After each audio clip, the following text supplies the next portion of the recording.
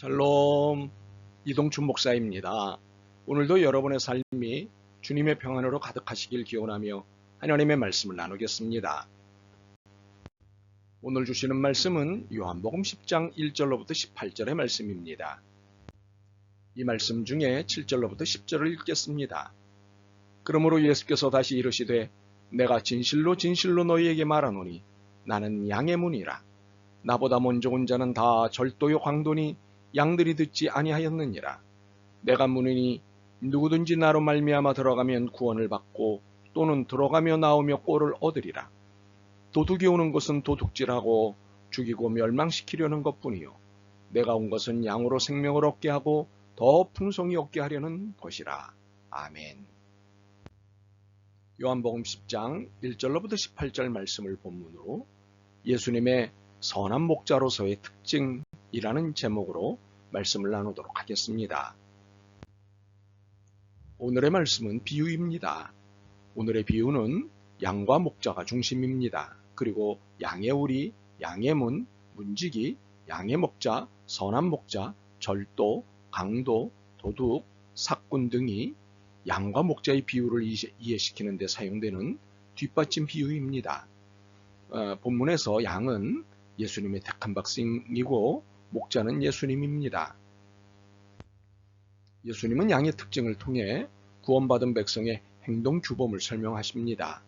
예수님께서 구원받은 성도라면 이렇게 행동할 것이라고 말씀하십니다. 그렇다면 예수님이 설명하시는 양의 특징은 무엇입니까? 무엇보다도 자기 목자의 음성을 알아듣는다는 것입니다. 양은 자기 목자의 음성에만 순종합니다. 아무리 목소리를 변조해도 다 알아듣는 것이 양의 특징입니다. 3절입니다. 문지기는 그를 위하여 문을 열고 양은 그의 음성을 듣나니 그가 자기 양의 이름을 각각 불러 인도하여 내느니라. 그렇습니다. 자기 목자의 음성을 알아듣는 것이 양의 특징입니다. 다른 목자의 음성에는 전혀 관심을 두지 않습니다. 그런데 어떻게 자기 목자의 음성을 아는 것일까요? 훈련입니다. 목자는 언제나 자기 양의 이름을 부릅니다. 4절입니다. 양은 그의 음성을 듣나니 그가 자기 양의 이름을 각각 불러 인도하여 내느니라. 그래서 5절의 태도가 나타납니다. 타인의 음성은 알지 못하는 고로 타인을 따르지 아니하고 도리어 도망하느니라. 이렇게 자기 목자의 말에는 따르지만 다른 목자의 말에는 따르지 않을 뿐더러 달아납니다. 이것이 진정한 양입니다. 그렇다면 양인 나는 어떻습니까? 나의 목자이신 예수님의 음성을 잘 구분하여 듣고 있습니까? 예수님을 가장한 절도인지 강도인지 예수님인지를 잘 구분하고 있습니까?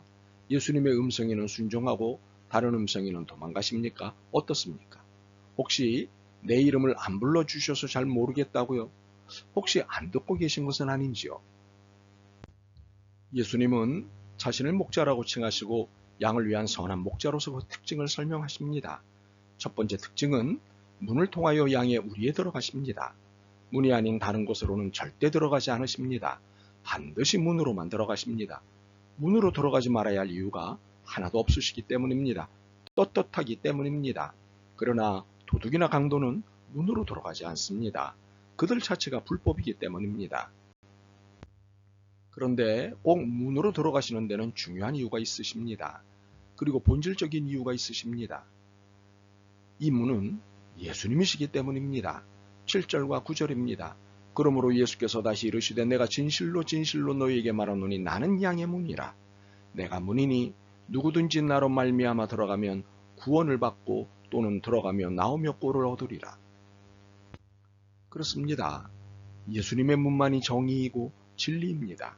특히 이 문은 구원의 문이고 양식의 문입니다. 예수님이 아니고는 결코 구원에 이룰 수 없기 때문입니다. 그리고 예수님만이 영혼의 양식을 주실 수 있기 때문입니다. 물론 다른 곳에서도 구원을 추구할 수는 있습니다. 마음과 육체의 양식도 얻을 수 있습니다. 그러나 구원을 추구할 수는 있어도 구원에 이룰 수는 없습니다. 마음과 육체의 양식을 얻을 수는 있겠지만 영혼의 양식을 얻을 수는 없습니다. 예수님의 말씀만이 진실이고 예수님은 진리입니다. 두 번째 특징은 양의 이름을 각각 불러 인도하신다는 것입니다. 양의 숫자가 얼마가 되던 그 이름을 다 알고 또한 인도하실 때마다 매번 양의 이름을 일일이 불러 주십니다. 3절입니다. 문지기는 그를 위하여 문을 열고 양은 그의 음성을 듣나니 그가 자기 양의 이름을 각각 불러 인도하여 내느니라. 그런데 이렇게 이름을 불러주시는 것은 목자의 감정과는 상관이 없습니다. 또한 양의 태도와도 상관이 없습니다. 속상하셔도 속상하게 굴어도 이름을 부르며 인도하시는 일은 변함이 없으십니다. 예수님은 회전하는 그림자도 없으시기 때문입니다. 예수님은 자비이십니다. 세 번째 특징은 언제나 양들의 앞에서 인도하신다는 것입니다. 옆에 서시지도 뒤에서 몰지도 않으십니다. 늘 앞에서 이끄십니다. 4절입니다. 자기 양을 다 내놓은 후에 앞서가면 양들이 그의 음성을 아는 고로 따라오되. 혹시 앞만 보며 가시는 것일까요? 아닙니다. 앞장서신다는 것은 앞에 어떤 장애물이 있는지 무엇을 조심해야 하는지를 확인하시고 정리하신다는 의미입니다. 전후 좌우 그리고 위와 아래 모든 것을 살피십니다. 언제 어디서 위험과 위협이 닥칠지를 예의주시하며 이끄신다는 것입니다. 이것이 예수님의 돌보심입니다. 우리는 이 돌보심 가운데 있습니다. 네 번째 특징은 양들에게 생명의 길과 풍성한 삶을 제공하신다는 것입니다. 목자이신 예수님의 관심은 양들의 생명과 풍성한 삶입니다. 10절입니다. 도둑이 오는 것은 도둑질하고 죽이고 멸망시키려는 것뿐이요 내가 온 것은 양으로 생명을 얻게 하고 더 풍성히 얻게 하려는 것이라. 이것이 예수님의 구원의 목적입니다. 생명을 얻게 하고 더 풍성히 얻게 하시려는 것이 구원의 목적입니다. 그렇게 예수님을 믿으면 생명의 역사가 일어납니다. 그리고 풍성의 역사가 일어납니다. 여기서 풍성은 채워지고 흘러 넘치기까지 한다는 의미입니다. 생명의 역사가 흘러 넘쳐 주변에 세상에 선한 영향력을 미치게 됩니다. 예수님은 우리 양들에게 이러한 풍성한 삶을 주십니다. 다섯 번째 특징은 양을 위하여 기꺼이 목숨을 버리신다는 것입니다. 이것이 다른 목자들 소위 삭군들과 다른 점이십니다. 예수님은 선한 목자이십니다. 삭군이 아닙니다. 그래서 양들을 위하여 기꺼이 대가 없이 목숨을 버리십니다. 양들을 지키기 위해 양들을 살리기 위해 기꺼이 목숨을 바치십니다. 이는 삭군이 아니시기 때문입니다. 그렇다면 삭군은 어떤 사람입니까? 돈을 받고 고용된 사람 또는 돈만 주면 뭐든지 하는 사람이라는 뜻입니다. 더 나아가 살인 청법자라는 뜻도 있습니다. 돈만 준다면 좋은 일, 나쁜 일 가리지 않고 일하는 사람이 삭군입니다. 유감스럽게도 세상에는 선한 목자를 가장한 삭군들이 많습니다. 천사의 탈을 쓴 절도, 강도, 도둑들이 많습니다. 그러므로 이들의 음성과 선한 목자이신 예수님의 음성을 구분할 수 있어야 합니다. 그렇지 않으면 생명과 풍성한 삶을 빼앗길 뿐만 아니라 심지어 멸망당하기까지 할 것입니다. 그러므로 늘 예수님의 음성에 익숙하셔야 합니다. 그러기 위해서는 매일 예수님과 대화하셔야 합니다. 대화의 방법은 성경 읽기와 성경 묵상 그리고 깊은 기도입니다. 세상은 예수님을 인간이라는 사실까지만 알 뿐입니다. 그래서 존경은 하지만 신앙의 대상으로 삼지 않습니다. 그러나 예수님은 그리스도 하나님이십니다. 생명을 주실 수 있는 유일한 분이십니다. 더욱의 생명을 풍성하게 누릴 수 있도록 해주시는 유일한 분이십니다.